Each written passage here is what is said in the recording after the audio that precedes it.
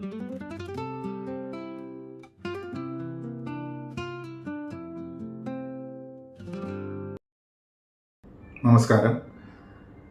College വിദ്യാഭ്യാസ വകുപ്പിന് കീഴിൽ വരുന്ന എല്ലാ എയ്ഡഡ് കോളേജ് ജീവനക്കാരുടെയും NRA അപേക്ഷയും 5 ലക്ഷവും അതിനു മേളിൽ വരുന്ന ടെമ്പററി അഡ്വാൻസിൻ്റെ അപേക്ഷകളും ഹാർഡ് കോപ്പി ഒഴിവാക്കിക്കൊണ്ട് പൂർണ്ണമായും ഓൺലൈനായി GAIN-PF സോഫ്റ്റ്വെയർ വഴി മാത്രം പരിശോധിച്ച് നൽകുന്നതിന് ബഹുമാനപ്പെട്ട ഡയറക്ടർ അനുവാദം നൽകിയിരിക്കുന്നു. ഇതുമായി ബന്ധപ്പെട്ട് സർക്കുലർ കോളേജ് വിദ്യാഭ്യാസ വകുപ്പ് ഡയറക്ടറേറ്റിൻ്റെ വെബ്സൈറ്റിലും അതുപോലെ തന്നെ എല്ലാ കോളേജിലേക്കും ഇമെയിലായും അയച്ചു നൽകിയിട്ടുള്ളതാണ്. ബഹുമാനപ്പെട്ട കോളേജ് വിദ്യാഭ്യാസ വകുപ്പ് ഡയറക്ടറുടെ 23/7/2024 സർക്കുലർ പ്രകാരമാണ് ഇനി എല്ലാ എയ്ഡഡ് കോളേജ് ജീവനക്കാരുടെയും NRAയും 5 ലക്ഷത്തിന് മുകളിലുള്ള ടെമ്പററി അഡ്വാൻസ് അപേക്ഷകളും സമർപ്പിക്കേണ്ടത്. അപേക്ഷകൾ പൂർണ്ണമായും ഓൺലൈനായി മാത്രം സമർപ്പിച്ചാൽ മതിയാവും. ഈ അപേക്ഷയുടെ ഹാർഡ് കോപ്പി ഈ കാര്യാലയത്തിലേക്ക് അയക്കേണ്ടതില്ല. ഇത്തരത്തിൽ ഓൺലൈനായി മാത്രം NRAയും ടെമ്പററി അഡ്വാൻസ് 5 ലക്ഷത്തിന് മുകളിലുള്ള അപേക്ഷകൾ സമർപ്പിക്കുമ്പോൾ കോളേജ് തലത്തിൽ പാലിക്കേണ്ട നടപടിക്രമങ്ങളെക്കുറിച്ചാണ് ഈ സർക്കുലറിൽ നിർദ്ദേശിക്കുന്നത്. NRA അപേക്ഷകളിലും 5 ലക്ഷത്തിന് മേലുള്ള ടെമ്പററി അഡ്വാൻസിൻ്റെ അപേക്ഷകളും കൈകാര്യം ചെയ്യുമ്പോൾ എല്ലാ കോളേജുകളിലും പൊതുവായിട്ടുള്ള ഒരു രീതി വരുന്നതിനായിക്കാണ് ഈ വീഡിയോ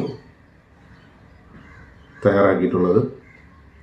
സർക്കുലറിൽ നിർദ്ദേശിക്കുന്ന കാര്യങ്ങൾ GAIN-PF ഓൺലൈൻ ആപ്ലിക്കേഷനിൽ എങ്ങനെ ഇംപ്ലിമെൻറ്റ് ചെയ്യാം എന്നും അത് റിമാർക്സുകൾ എങ്ങനെ രേഖപ്പെടുത്തണം എന്നുള്ള കാര്യങ്ങളാണ് ഇവിടെ വിശദീകരിക്കുന്നത്. ഇത് കോളേജ് ലെവലിലെ സ്ക്രൂട്ടിനി ലെവലിലുള്ള ഒരു ഇൻ്റർഫേസാണ്. ഇതിൽ നമ്മൾ ലോൺ പ്രോസസ്സിങ്ങിൻ്റെ ഭാഗം എടുക്കുന്നു. അതിൽ ഒരാളിൻ്റെ ലോൺ ആപ്ലിക്കേഷൻ ഓപ്പൺ ചെയ്യുന്നു. അതിൽ ആപ്ലിക്കേഷൻ എന്നും ABCD സ്റ്റേറ്റ്മെൻ്റ് എന്നും മൂവ്മെൻറ്റ് എന്നും 3 പോർഷൻ നമുക്ക് കാണാൻ സാധിക്കും. അതിൽ ഡിഫാൾട്ടായിട്ട് ആപ്ലിക്കേഷൻ പോർഷനാണ് വരുന്നത്.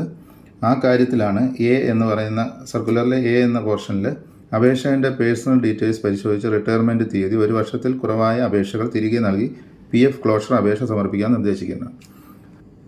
അപേക്ഷകൻ്റെ ഡേറ്റ് ഓഫ് ജോയിനും ഡേറ്റ് ഓഫ് റിട്ടയർമെൻറ്റും ഇവിടെ കാണിച്ചിട്ടുണ്ട്. ഇതിൽ ഈ ഡേറ്റ് ഓഫ് റിട്ടയർമെൻറ്റ് എന്ന പോർഷനിൽ 1 വർഷത്തിനുള്ളിലുള്ള ഡേറ്റ് ഓഫ് റിട്ടയർമെൻ്റ് ആണെങ്കിൽ അത് അപേക്ഷ തിരിച്ചു കൊടുക്കണം. ക്ലോഷർ അപേക്ഷ നൽകാൻ വേണ്ടി അപേക്ഷകനോട് പറയേണ്ടതാണ് എന്നാണ് പറയുന്നത്. സർക്കുലർ പ്രകാരം റിമാർക്സുകൾ രേഖപ്പെടുത്തേണ്ടത് പറയുന്ന ഭാഗത്തിന് താഴെയായിട്ട് ഈ ഭാഗത്തായിട്ടാണ് റിമാർക്സുകൾ രേഖപ്പെടുത്തേണ്ടത്. ഇത്തരത്തിൽ ഓൺലൈനായി ഉൾപ്പെടുത്തുന്ന റിമാർക്സുകൾ അപേക്ഷ സബ്മിറ്റ് ചെയ്ത് കോളേജ് വിദ്യാഭ്യാസ ഡയറക്ടറേറ്റിലെ സ്ക്രൂട്ടിനി ലെവലിൽ ലഭിക്കുമ്പോൾ കോളേജിൽ നിന്ന് രേഖപ്പെടുത്തിയ റിമാർക്സുകൾ മൂവ്മെൻറ്റ് എന്ന പ്രൊഫഷനിൽ അവ പരിശോധിച്ച് വേണ്ട തുടർ നടപടികൾ സ്വീകരിക്കുവാനും സാധിക്കുന്നു. നമുക്കത് സർക്കുലറിൽ പറയുന്ന രീതിയിൽ തന്നെ ഇത് പരിശോധിക്കാം. ABCD സ്റ്റേറ്റ്മെൻറ്റ് എന്ന് പറയുന്നുണ്ട്. അത് നമുക്കിവിടെ കാണാൻ സാധിക്കും. ABCD സ്റ്റേറ്റ്മെൻറ്റ് അതിൽ B എന്ന് പറയുന്ന ഭാഗം സബ്സ്ക്രിപ്ഷൻ ആൻഡ് റീഫണ്ട് എന്നുള്ള പോർഷനാണ്. ഈ ഭാഗമാണത്. Statement of deposits for the period after last credit card എന്നുള്ള ഭാഗമാണ്. അതിൽ ABCD സ്റ്റേറ്റ്മെൻറ്റിൻ്റെ ഭാഗം പരിശോധിച്ച് അതിൽ പ്രതിമാസം അടവ് എല്ലാം കൃത്യമായിട്ട് വന്നിട്ടുണ്ട്, എല്ലാ മാസങ്ങളിലും അടവ് വന്നിട്ടുണ്ടോ എന്ന് പരിശോധിക്കേണ്ടതുണ്ട്. അതുപോലെ തന്നെ ടെമ്പററി അഡ്വാൻസ് എടുത്തിട്ടുണ്ടെങ്കിൽ എല്ലാ മാസവും അതിനുശേഷമുള്ള മാസം മുതൽ എല്ലാ മാസവും റീപേയ്മെൻറ്റും നടത്തിയിട്ടുണ്ടോ എന്നുള്ള കാര്യം പ്രത്യേകം ശ്രദ്ധിക്കേണ്ടതാണ്. അടുത്ത് പറയുന്നത് FIP ഡെപ്യൂട്ടേഷൻ, ലീവ് സസ്പെൻഷൻ പോലുള്ള കാലയളവിലെ പ്രതിമാസ PF തുക കൊടുക്കുന്നതിൽ എന്തെങ്കിലും മുടക്കം വന്നിട്ടുണ്ടെങ്കിൽ അത് റിമാർക്സ് കോളത്തിൽ അതിൻ്റെ ബന്ധപ്പെട്ട ഉത്തരവുകൾ മെയിൽ ചെയ്തുകൊണ്ട് തന്നെ മെയിൽ ഡേറ്റ് ഉൾപ്പെടെ റിമാർക്സ് കോളത്തിൽ രേഖപ്പെടുത്താനാണ് പറഞ്ഞിട്ടുള്ളത്. സീരിയൽ നമ്പർ 2 ഇത് പറയുന്നത്. ABCD സ്റ്റേറ്റ്മെൻറ്റ് Bയിൽ സീരിയൽ നമ്പർ 3 പറയുന്നത് സബ്സ്ക്രിപ്ഷൻ കോളത്തിൽ ഏതെങ്കിലും അസ്വാഭാവികമായിട്ടുള്ള എമൗണ്ടുകൾ വന്നിട്ടുണ്ടെങ്കിൽ അത് സംബന്ധിക്കുന്ന വിവരം സ്പാർക്ക് കോഡ് ഉൾപ്പെടെ റിമാർക്സിൽ രേഖപ്പെടുത്തണമെന്ന് പറയുന്നുണ്ട്. ഇപ്പോൾ ഈ ഉദാഹരണത്തിന് ഇതൊന്ന് പരിശോധിക്കുകയാണെങ്കിൽ ഇത് സ്റ്റേറ്റ്മെൻറ്റ് ഓഫ് ഡെപ്പോസിറ്റ് ABCD സ്റ്റേറ്റ്മെൻറ്റിലെ സ്റ്റേറ്റ്മെൻറ്റ് ഓഫ് ഡെപ്പോസിറ്റിൽ മന്ത്ലി സബ്സ്ക്രിപ്ഷൻ വന്നിട്ടുണ്ട്. അതൊരു ഭാഗത്ത് വരുമ്പോൾ 4/2021 14,000 രൂപയായിട്ട് കാണുന്നുണ്ട്. അതിന് മുന്നിൽ 4,000 അതിനുശേഷം 5,500 ആയത് കാരണം ഇതൊരു പ്രത്യേക അസ്വാഭാവികമായിട്ടുള്ള എമൗണ്ടായിട്ട് നമുക്ക് കണക്കാക്കാം. അത് സീരിയൽ നമ്പർ കാണിച്ചുകൊണ്ട് തന്നെ ഈ എമൗണ്ടും കാണിച്ചുകൊണ്ട് ഡേറ്റ് ഓഫ് എൻഗേജ്മെൻറ്റും കാണിച്ചുകൊണ്ട് റിമാർക്സ് കോളത്തിൽ അതിനെ സംബന്ധിക്കുന്ന വിശദീകരണം ഉണ്ടാവേണ്ടതും, അത് അരിയർ തുകകളാണെങ്കിൽ അതിൻ്റെ GOPയും ഡേറ്റും എൻഗേജ്മെൻറ്റ് ഡേറ്റും പ്രത്യേകമായി റിമാർക്സ് കോളത്തിൽ രേഖപ്പെടുത്തണം. അതിൻ്റെ സ്പാർക്ക് കോഡും ഉൾപ്പെടുത്തണം.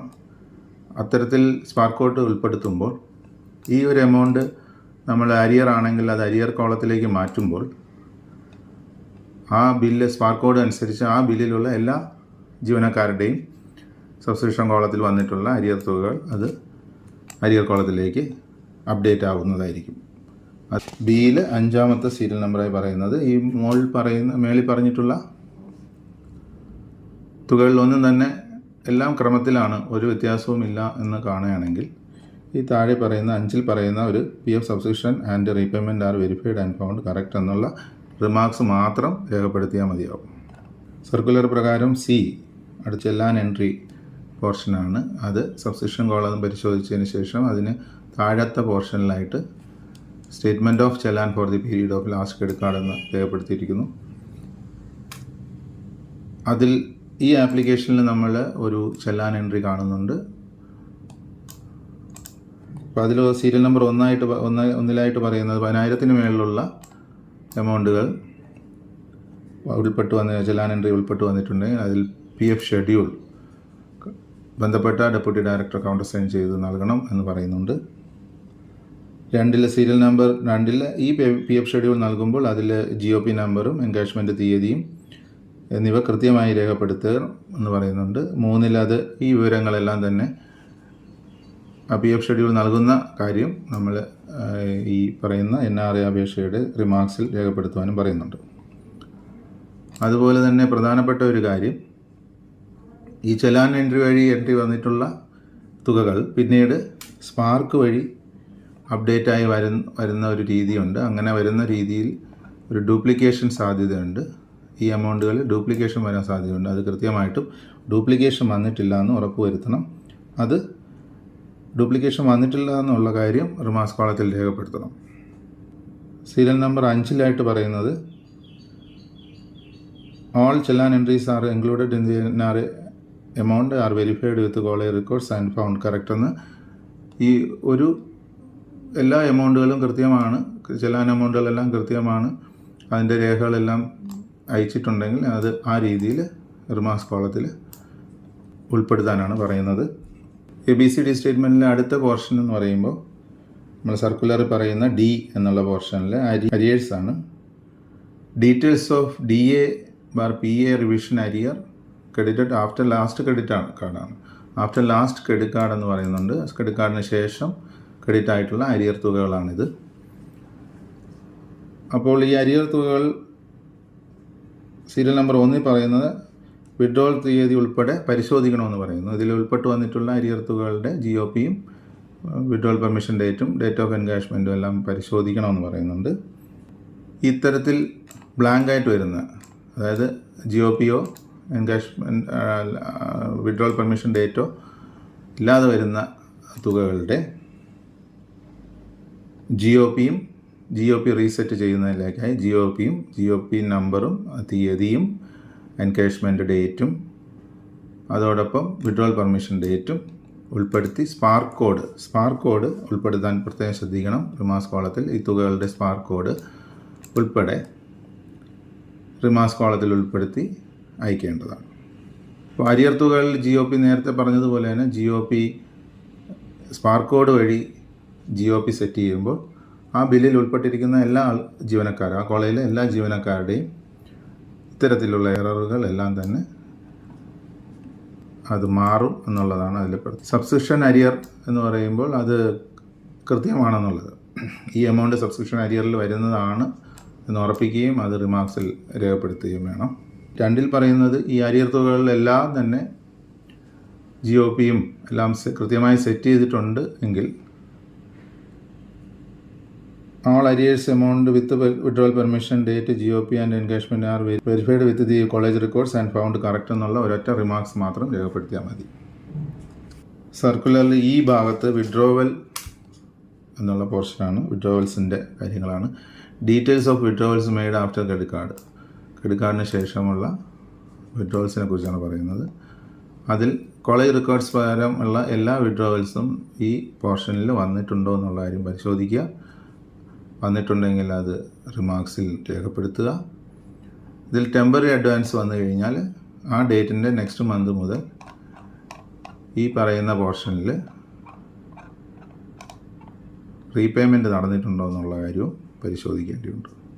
വേറെ വ്യത്യാസമൊന്നുമില്ലെങ്കിൽ verified NRA amounts with college records and all sanctioned NRA and TA were deducted in the online application എന്നുള്ള രീതിയിൽ റിമാർക്സ് രേഖപ്പെടുത്താവുന്നതും ആണ്. ഓൺലൈനായി റിമാർക്സുകൾ രേഖപ്പെടുത്തിക്കൊണ്ട് NRA അപേക്ഷയും 5 ലക്ഷവും അതിന് മേലോട്ടുള്ള തുകയ്ക്കുള്ള ടെമ്പററി അഡ്വാൻസിൻ്റെ അപേക്ഷയും ഈ കാര്യാലയത്തിൽ സബ്മിറ്റ് ചെയ്യുന്ന രീതിയെക്കുറിച്ചാണ് വിശദീകരിച്ചത്. മുൻകാലങ്ങളിൽ തപാൽ വഴി അപേക്ഷകൾ ലഭ്യമായാൽ മാത്രമേ NRA അനുവദിക്കാൻ സാധിക്കുകയുള്ളായിരുന്നു. ക്രെഡിറ്റ് കാർഡിൻ്റെ അപ്ഡേഷൻ വന്നതോടുകൂടി ഈ രീതിയിലുള്ള വ്യത്യാസം വരുത്തുവാൻ സാധിച്ചിട്ടുണ്ട്. ഇത്തരത്തിൽ ഓൺലൈനായി ലഭിക്കുന്ന അപേക്ഷകൾ വളരെ വേഗം അനുവദിച്ച് നൽകാൻ കഴിയുമെന്ന് ഉള്ള സാഹചര്യമാണ് പ്രതീക്ഷിക്കുന്നത്. ഈ വീഡിയോ കണ്ട എല്ലാ ജീവനക്കാർക്കും നന്ദി അറിയിച്ചുകൊണ്ട് ഈ വീഡിയോ അവസാനിപ്പിക്കുക.